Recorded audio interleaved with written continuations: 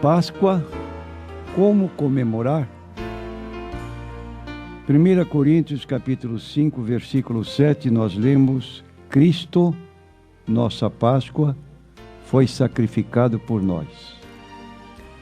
A pergunta que fizemos de início, Páscoa, como comemorar, pode parecer estranha e surgir uma pergunta: há mais de uma maneira de comemorar a Páscoa? Sim, pelo menos de 3 modos podemos comemorar a Páscoa.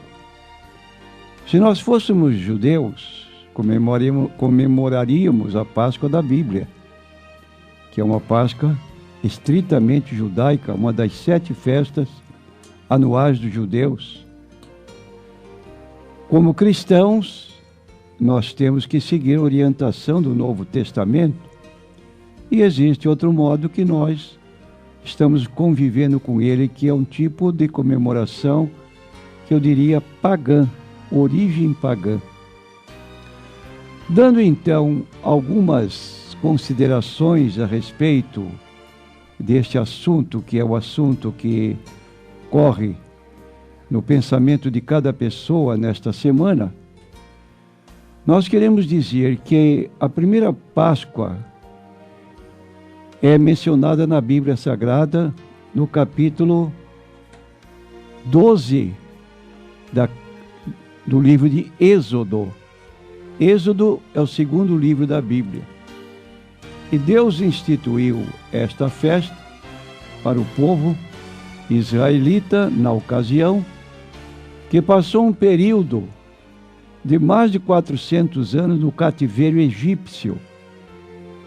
E este povo sofria terrivelmente nas mãos da dinastia faraônica e pediram então a Deus um livramento na sua angústia, quando ele providenciou um líder que pudesse ir a Faraó para pedir a saída do povo para uma terra e assim acabar com a escravidão. Ora, obviamente, mesmo diante de sinais que Deus deu a Moisés para realizar diante de Faraó, Faraó endureceu seu coração e jamais admitiu que isso pudesse acontecer. Então, o que faz Deus? Para agir contra a dureza do coração de Faraó, diz a Bíblia que vieram 10 pragas sobre a terra do Egito, uma após outra. E a cada uma das pragas que vinha sobre a terra do Egito, a princípio o rei, pesado pela situação, ele abria seu coração e chamava Moisés: ora por mim, ou ora por nós, para que essa praga termine, e nós então vamos permitir que o povo saia.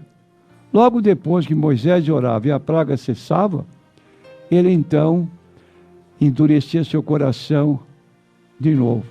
Foram 9 vezes que isso se deu, uma após outra.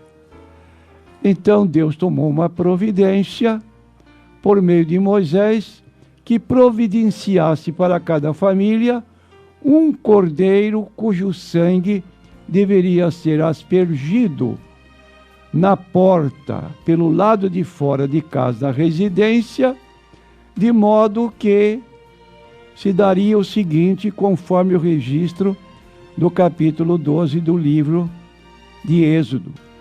Falou o Senhor a Moisés e Arão na terra do Egito, dizendo: este mês vos será o princípio dos meses, este vos será o primeiro dos meses do ano. Falai a toda a congregação de Israel, dizendo: aos 10 deste mês tome cada um para si um cordeiro, segundo as casas de seus pais, um cordeiro para cada família. E aí, cordeiro ou cabrito será sem mácula, um macho de 1 ano, o qual tomareis das ovelhas ou das cabras, e guardareis até o 14º dia deste mês, e todo o ajuntamento da congregação de Israel o sacrificará à tarde deste mesmo dia. Tomarão o sangue e poluão em ambas as ombreiras, e na verga, ou na verga da porta, nas casas em que o comerem, e naquela noite Comerão a carne assada no fogo, com pães asmos, com ervas amargosas a comerão. Não comereis dele cru, nem cozido em água, senão assado no fogo, a sua cabeça com os seus pés e com a sua fressura. E nada deixareis até amanhã, mas o que dele ficar, até amanhã queimareis a fogo. Então aqui está uma ordem que Deus deu para o povo, e em seguida disse, e aquele sangue na porta vos será por sinal nas casas em que estiverdes. Vendo eu sangue, passarei por cima de vós, e não haverá entre vós praga de mortandade, quando eu ferir a terra do Egito. E este dia vos será por memória, o celebrá-lo-eis por festa ao Senhor, nas vossas gerações, o celebrareis por estatuto perpétuo. Aqui está a base bíblica da celebração do que nós chamamos Páscoa. A palavra Páscoa significa passar por cima. Você poderia dizer, mas que nome estranho com tal significação? Sim, o anjo destruidor, à meia-noite, passaria pela terra do Egito, a casa onde houvesse, do lado de fora da porta, o sinal do sangue, ele passava por cima daquela casa, não entrava. E ia atingir aquela casa onde não havia o sinal na porta. Ora, isso ocorreu e trouxe uma mortandade tão grande para a terra do Egito, porque os egípcios não estavam informados e o filho mais velho de cada família morreu naquela noite. O próprio povo pediu ao rei Faraó que expulsasse aquela nação, aquela gente toda, o que se deu efetivamente. Então, Páscoa simboliza para o judeu essa libertação de um cativeiro egípcio.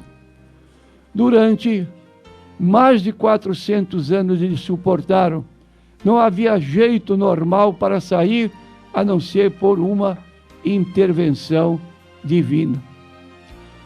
Ora, este exemplo ficou registrado na Bíblia como figura para uma outra festividade de caráter cristão, que se daria com o Cordeiro de Deus que viria ao mundo.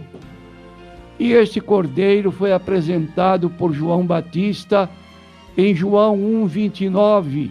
Quando Jesus chegou ao seu batismo, João Batista, diante da multidão, apontou para Jesus e disse: Eis o Cordeiro de Deus que tira o pecado do mundo.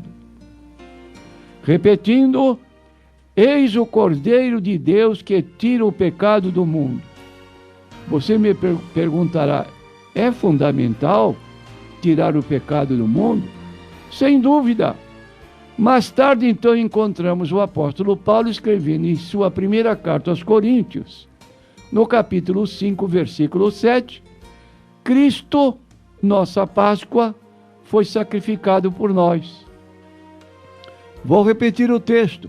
Cristo, nossa Páscoa, foi sacrificado por nós, de modo que a Páscoa judaica era essencialmente um símbolo de uma outra ocasião futura em que o próprio Filho de Deus tomaria a forma humana, como diz o texto, no princípio era o Verbo estava com Deus, o Verbo era Deus, e o Verbo se fez carne e habitou entre nós, e assim, então, Jesus nasceu de Maria, da Virgem Maria, e se tornou aquele que se tornaria o pagador da nossa dívida para com Deus. E o apóstolo Paulo, falando desse privilégio que temos de alcançar por Jesus Cristo um estado bom diante de Deus, ele diz em Romanos capítulo 3, versículos 24 e 25, sendo justificados gratuitamente pela sua graça, pela redenção que há em Cristo Jesus, ao qual Deus propôs para a propiciação, pela fé no seu sangue, para demonstrar a sua justiça, pela remissão dos pecados dantes cometidos sob a paciência de Deus. Assim, os cristãos celebram a Páscoa, ou esta vinda de Jesus Cristo a este mundo, que era a nossa Páscoa, de modo diferente do que faziam os judeus. Os judeus celebravam anualmente. Nós não celebramos anualmente. Celebramos cada ocasião que nós chegamos ao que nós denominamos a mesa do Senhor, que chamamos a ceia do Senhor. Na noite de quinta-feira, da semana chamada Hoje Santa, Jesus primeiro participou da Páscoa com os seus discípulos. E em seguida, então, ele instituiu o que hoje chamamos a ceia do Senhor. Mateus capítulo 26, 26 a 28, lemos: quando comiam, Jesus tomou o pão, até aqui é o pão da Páscoa, que eles estavam comemorando como judeus, e abençoando-o, o partiu e o deu aos discípulos e disse: tomai, comei, isto é o meu corpo. E tomando o cálice e dando graças, deu-lhe, dizendo: bebei dele todos, porque isto é o meu sangue, o sangue da nova aliança, que é derramado por muitos para a remissão dos pecados. Aí está a celebração cristã da Páscoa, não anual como judeu, mas todas as vezes, diz Paulo, que vos reunirdes para comer, vos lembrais da morte do Senhor até que venha. Agora, a importância desta vinda de Cristo a este mundo, de sua morte vicária, expiatória, está no que diz o apóstolo João: o sangue de Jesus Cristo nos purifica de todo pecado. E nós queremos entrar no céu. E está na Bíblia, no capítulo 22 do Apocalipse, versículo 14: bem-aventurado aquele que lava suas vestiduras no sangue do Cordeiro, para que tenha o direito de entrar na cidade celestial pelas portas. É uma felicidade quando nós estamos usufruindo dos resultados salvíficos da vinda de Cristo e de sua obra que realizou no Calvário, como acabamos de citar na sua instituição da ceia, antecipando a sua morte. E diz o texto em seguida do Apocalipse 20 e versículo 15: ficarão de fora os cães, os feiticeiros, os que se prostituem, e uma certa relação de pecados, que se a pessoa não abandoná-los enquanto tem vida física, pode estar certo que depois disso não há mais outro jeito, não tem mais outra ocasião. Por quê? Porque também está escrito: aos homens está ordenado morrer uma vez, vindo depois disso o juízo. Então acabaram suas oportunidades.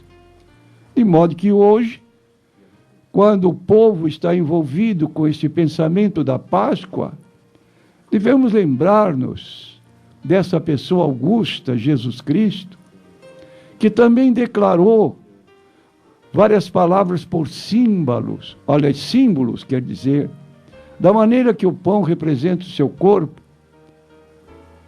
o vinho ou o suco da vida representa o seu sangue. Outras ocasiões da sua vida, no seu ministério, Jesus usou dessas metáforas, dessas palavras simbólicas. Por exemplo, em João capítulo 10, versículo 7, ele diz: eu sou a porta, se alguém entrar por mim, salvar-se-á. Ele não é uma porta de madeira, de ferro, mas ele diz: eu simbolizo a porta, porta de entrada. Para onde? Para o céu. Ele disse: eu sou o caminho, João 14, 6. literalmente, Jesus não é uma estrada. Jesus representa uma estrada que leva a um determinado fim. Então, estes símbolos representam o sacrifício de Cristo quando nos referimos ao pão e ao cálice, mostrando assim que Jesus estava usando de uma figura para poder ser melhor entendido. Agora, no final da celebração, de Mateus 26, 26 a 28, no versículo 29, uma promessa de Jesus. Ele disse: não beberei deste fruto da videira até aquele dia em que o hei de beber convosco no reino do meu Pai. Isso é para glorificar o nome do Senhor Jesus. Não beberei deste fruto da videira até aquele dia em que o hei de beber convosco no reino de meu Pai. Mateus 26, 29. Que privilégio estarmos com Cristo no céu, não por direitos pessoais, por prática de boas obras, mas pela graça de Deus. A graça de Deus se manifestou trazendo salvação a todos os homens. Por que você não se apodera dela? E concluindo, nós temos a maneira, a comemoração que nós chamaríamos pagã.